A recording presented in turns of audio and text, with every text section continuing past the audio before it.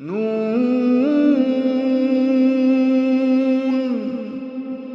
वल्क़लमि वमा यस्तुरून।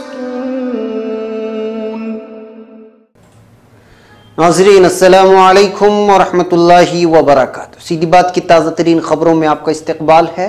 आइए सबसे पहले आज की सुर्खियों पर नजर करते हैं।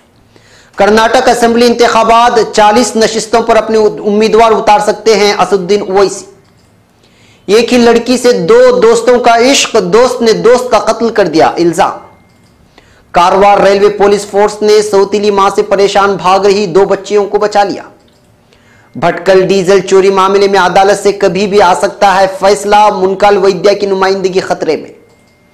जरूरी ऐलान, रिहाई के बाद शाह मिल्लत मौलाना सैयद अंजर शाह कासमी का पहला जुमा बयान होगा कल।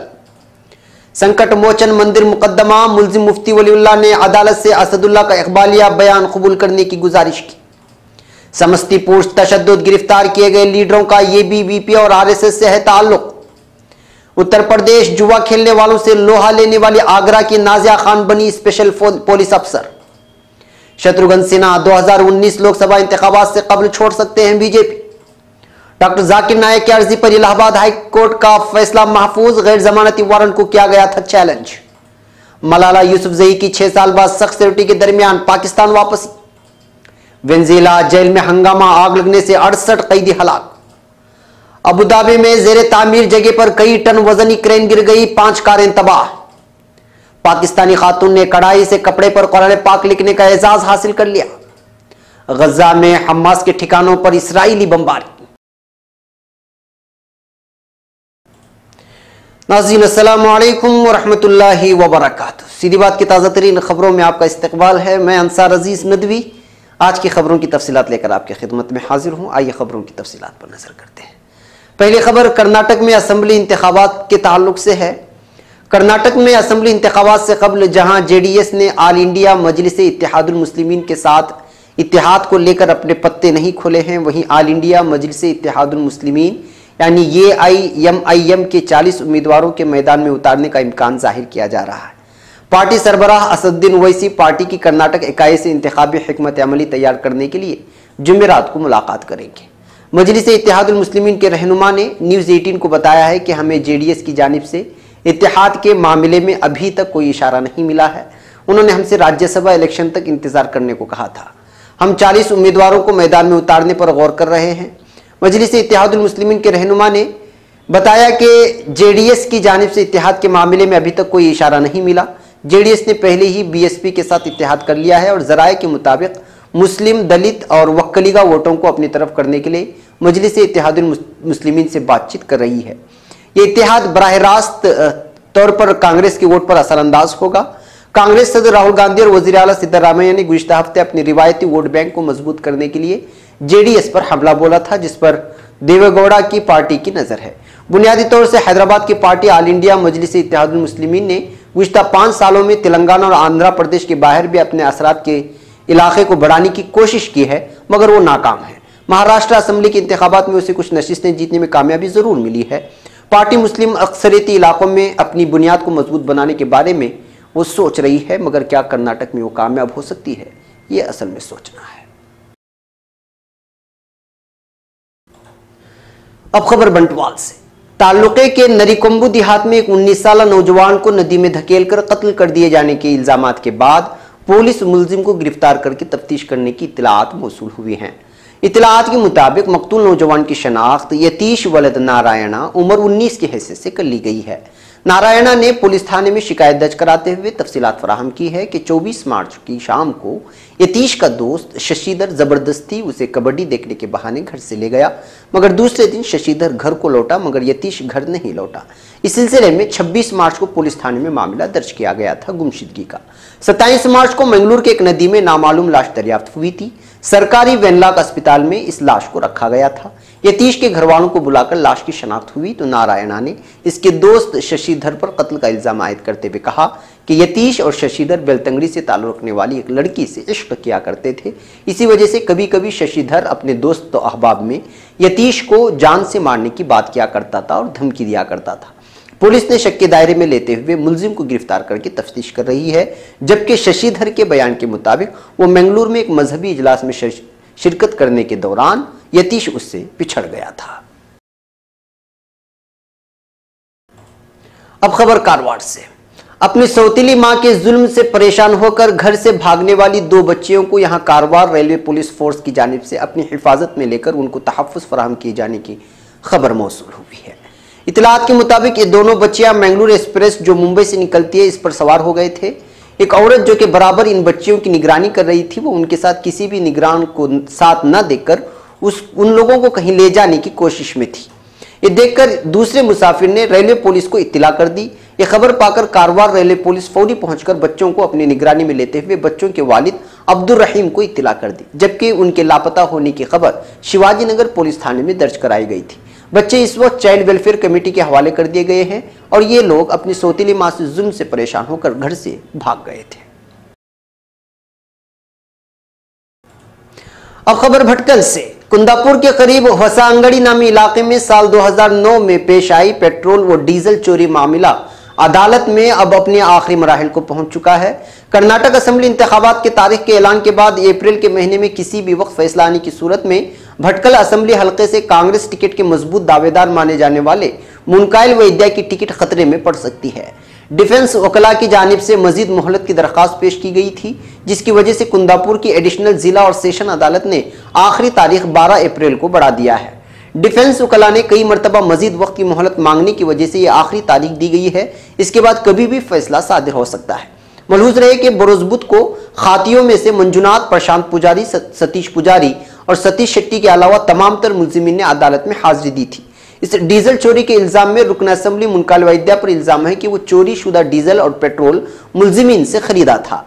अगर इल्जाम साबित हो जाते हैं तो फिर मुनकाइल वैद्या के लिए दुश्वारियां पैदा होंगी, क्योंकि 17 अप्रैल से उम्मीदवारों की नामजदगियां शुरू होंगी और 27 अप्रैल को उम्मीदवारों की जांच की जाएगी। इसी मौके पर अगर अदालत की जानिब से फैसला आ जाए और मुनकाइल वैद्या खाती पाए गए तो 1951 सेक्शन 8 के मुताबिक 2 साल या उससे भी ज्यादा की कैद की सजा पाने वाले इंतखाबात में हिस्सा नहीं ले सकते। नाज़रीन, अब बेंगलुरु के मुसलमानों के लिए एक अहम ऐलान है। इत्तला दी जा रही है कि कल यानी बरोज जुमा 30 मार्च 2018 ठीक दोपहर 12:45 पर मस्जिद उमर फारूक, चौड़ी गली, पिंशन मोहल्ला, शिवाजी नगर, बेंगलुरु में नमाज जुमा से कबल सब रिहाई के बाद पहली मरतबा हजरत मौलाना सैयद अंदर शाह कासमी दामद बरकातुहुम का मुख्तलिफ उन्वानात पर बयान होगा। आप तमाम लोगों से शिरकत की दरख्वास्त की गई है। आंखों की तकलीफ और बीनाई से परेशान अहबाब के लिए खुशखबरी। सीडी आई केयर सेंटर के नाम से नए अस्पताल का आगाज बेंगलुरु में हो चुका है। बेहतरीन सहूलियात के साथ, नए सेटअप के साथ अच्छी तिब्बी इमदाद पहुंचाई जाएगी। डॉक्टर आयशा नाजलीन से इस पते पर राबिता कर सकते हैं।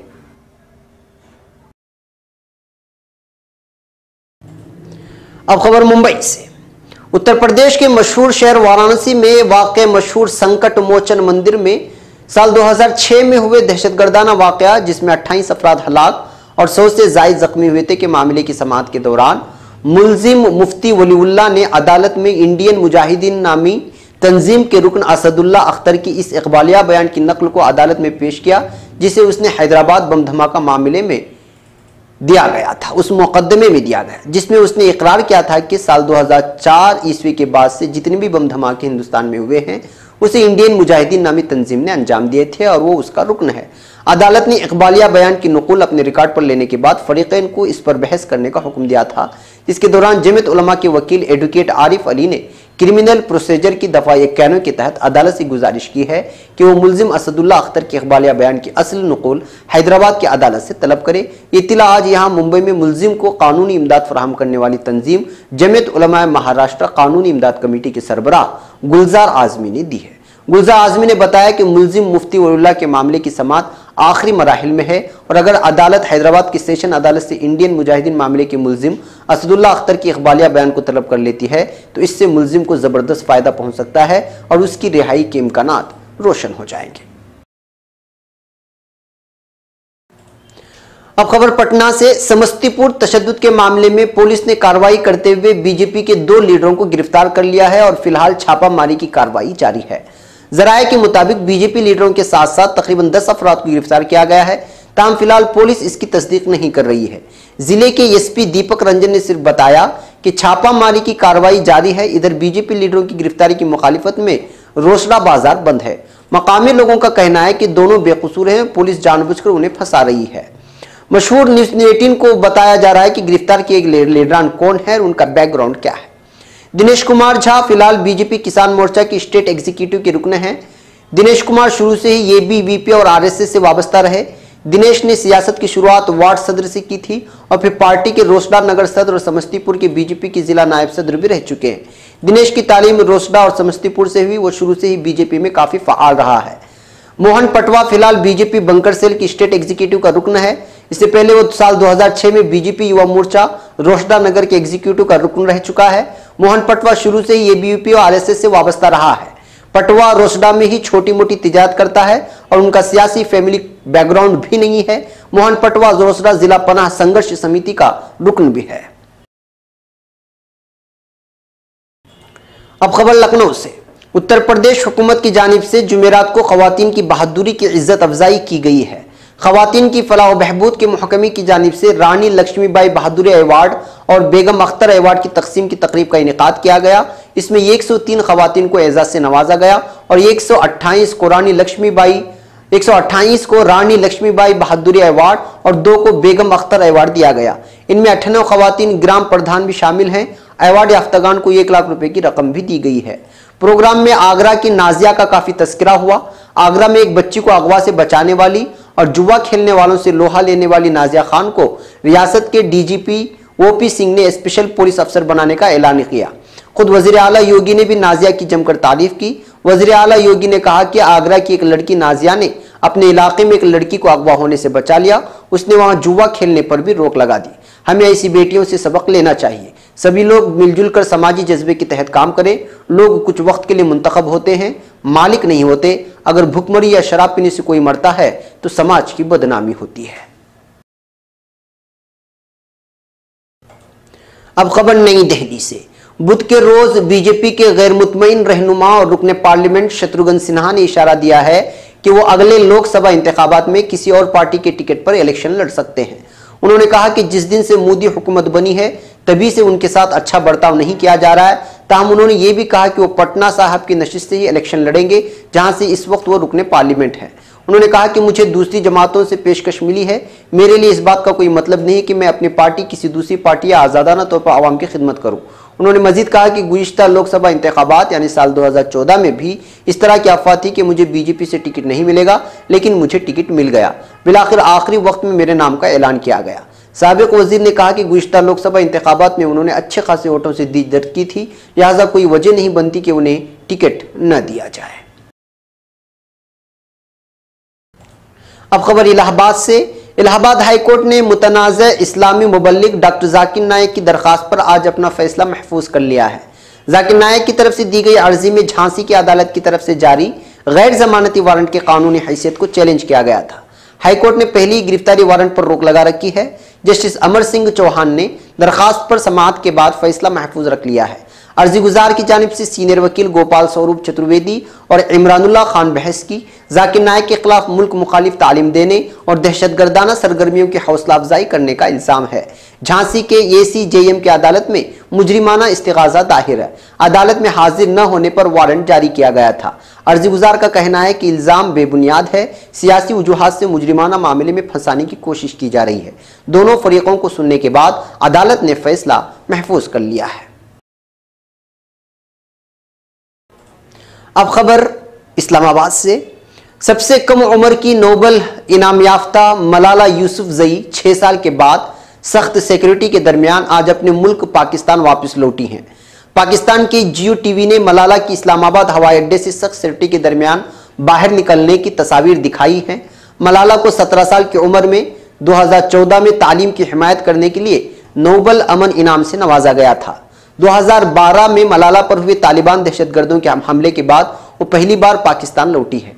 मलाला की तालीम को हिमायत देने से नाराज तालिबान के निकाबपोश दहशतगर्दों ने बच्चों की स्कूल बस को रोककर उनके सर में गोली मार दी थी। इसके बाद मलाला को सर्जरी के लिए बैरून मुल्क ले जाया गया था। बरतानिया में रह रही मलाला ने गुज़िश्ता हफ्ते ट्विटर पर अपने वतन वापस लौटने की ख्वाहिश जाहिर की थी।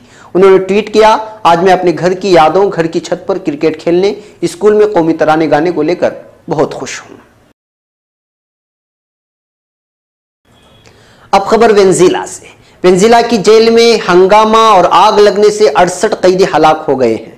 हुक्काम का कहना है कि कैदियों ने अहलकारों से असलिया छीनने और जेल तोड़ने की कोशिश की थी। जेल हुक्काम के मुताबिक वाकया उस वक्त पेश आया जब कैदियों ने अहलकारों से असलिया छीनने की कोशिश की, जिसके बाद गम से निढाल लवाहिकीन और पुलिस के दरमियान झड़पें शुरू हो गई। पुलिस की जानिब से अपनों की खैरियत दरियाफ्त करने के लिए आने वालों पर लाठीचार्ज और आंसू गैस की शेलिंग भी की गई है। अब खबर अबू धाबी से। मुत्तहिदा अरब इमारात के दारुल हुकूमत अबू धाबी में एक ज़ेर तामीर इमारत की जगह पर कई टन वजनी एक क्रेन गिर गई है, जिससे 5 कारों को शदीद नुकसान पहुंचा है। इस बड़ी क्रेन को 2 छोटी मोबाइल क्रेनों के जरिए एक जगह से दूसरी जगह मुंतकिल किया जा रहा था, लेकिन वो इसका वजन सहार न सकी और इस दौरान में वो अदमी तवाज़ुन का शिकार होकर नीचे आ गई। इसके नीचे दब जाने वाली 5 कारें पिचक कर रह गई हैं। अबूधाबी में यह हादिसा शाहरा हमदान पर वाक़े अज़्ज़ाहिया के इलाके में पेश आया है, लेकिन क्रेन के गिरने से कोई जानी नुकसान नहीं हुआ और एक शख्स को मामूली जख्म आए हैं। एक और खबर इस्लामाबाद से। एक पाकिस्तानी खातून ने कढ़ाई से कपड़े पर कुरान पाक तहरीर करने का मुनफरिद एजाज हासिल कर लिया है। नसीम अख्तर ने दावा किया कि दुनिया भर में वो पहली घरेलू खातून हैं जिन्होंने हाथ से कढ़ाई करके कुरान पाक लिखा है। महासिर अजीज नवाए वक्त ने वस्ती पंजाब के जिला गुजरात के इलाके गढ़ी अहमदाबाद की रिहायशी नसीम अख्तर के हवाले से ये खबर रिपोर्ट किया है कि उनके 2 बच्चे हैं। वो पाकिस्तान एयरफोर्स में मुलाजिमत करती थी। दौरान मुलाजिमत वो बच्चियों को कुरान पाक की तालीम भी देती थी। इसी दौरान उन्हें कुरान पाक की मोहब्बत ने मजबूर किया कि वो कोई ऐसा कारनामा सर अंजाम दें जो मुसलमानों को हैरान कर दे। इस नेक काम के आगाज़ उन्होंने 1987 से किया। इस दौरान 2 घरेलू उमूर भी सर अंजाम देती रहीं और साथ साथ कढ़ाई से कुरान पाक भी तहरीर करती रहीं और 32 साल बाद 2018 में वो अपने इस नेक काम से सुरखरू हो गईं। नसीम अख्तर का कहना था कि कुरान पाक की तहरीर के दौरान 32 साल उन्होंने बावजू वक्त गुजारा। उन्होंने हुकूमत पाकिस्तान से अपील की है कि इनका कपड़े पर लिखा गया कुरान पाक पाकिस्तान की तरफ से सऊदी अरब की हुकूमत को तोहफे में दें और वो अपने हाथों से यह नायाब नुस्खा मस्जिद नबवी में रखी। नसीम अख्तर ने हुकूमत पाकिस्तान से अपील करते हुए दुनिया भर में चैलेंज किया है कि उनका तैयार करदा कुरान पाक का नुस्खा दुनिया भर में कहीं भी नहीं है, लिहाजा उनका एक कारनामा Guinness book of world record में शामिल किया जाना चाहिए। नाज़रीन, अब खबर बैतुल मक़दिस से। इस्राएली फौज के एक ऐलान के मुताबिक उसके लड़ाका तैयारों ने बुध की शाम गज़ा पट्टी के मशरक़ी इलाके में आयन कारमी गुजरगाह के करीब हमास तंजीम के एक अस्करी कंपाउंड में वाक़ ठिकाने को बमबारी का निशाना बनाया है। एक कार्रवाई फ़िलिस्तीनियों की जानिब से इसराइली फौजी गाड़ियों पर किए गए हमले के रद्दअमल में की गई। बुध की शाम जारी बयान में बताया गया कि इसराइल फ़िज़ाई ने यह कार्रवाई गज़ा पट्टी के शिमाली इलाके आयन कारम में की। इसराइली फौज के तर्जुमान का कहना है कि 2 फिलिस्तीनी शहरियों ने इसराइली फौजी गाड़ियों को आग लगा दी, ताहम वो सिक्योरिटी बाढ़ अबूर नहीं कर सके। ये वाक़या माजी में गुजरगाह के तौर पर इस्तेमाल होने वाली आयन कारमी क्रॉसिंग के करीब पेश आया है। नाज़रीन, ये थी आज की ताज़ा तरीन खबरें। अगली ताज़ा तरीन खबरों के साथ फिर आपसे मुलाकात होगी। इजाज़त से पहले फिर वही आपसे दरख्वास्त कि आप हमारे चैनल को सब्सक्राइब करना हरगिज़ ना भूलें और जिन अहबाब ने सब्सक्राइब किया है वो हमारी वीडियो को ज़रूर शेयर करें। यहाँ पर इजाज़त दें। अस्सलामु अलैकुम वरहमतुल्लाहि वबरकातुहू।